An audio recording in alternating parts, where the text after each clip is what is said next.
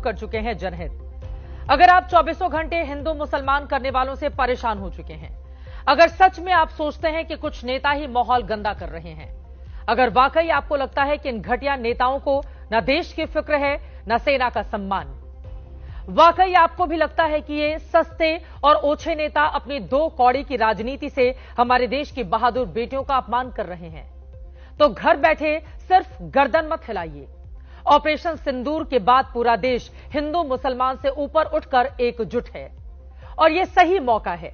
आप जिस भी सोशल प्लेटफॉर्म पर हो उसी पर लिखिए और मध्य प्रदेश के मुख्यमंत्री मोहन यादव से पूछिए कि विजय शाह अभी भी उनकी सरकार में मंत्री क्यों बना हुआ है।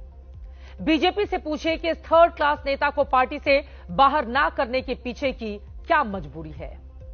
बतौर हिंदुस्तानी आपने ऑपरेशन सिंदूर की कामयाबी का और सेना के हाथों पाकिस्तान की पिटाई का जश्न मना लिया होगा, तो अब आप तैयार हो जाइए, क्योंकि देश के अंदर दिमागी गंदगी से भरे लोगों की सर्जरी भी बेहद जरूरी है।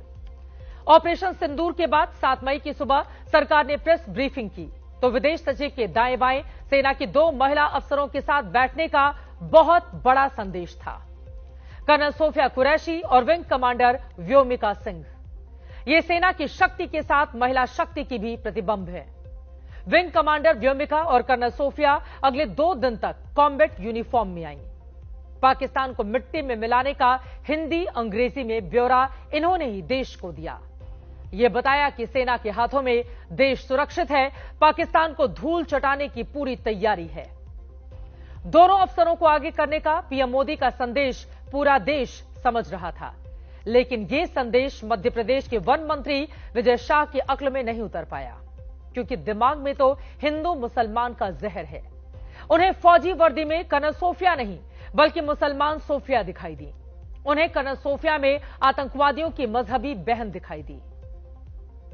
आगे बढ़ेंगे, लेकिन उसके पहले मंत्री का बेहुदा भाषण सुने, जिसके कुछ शब्द इतने गंदे हैं जिसे हमें बीप करना पड़ा है। इन्होंने हमारी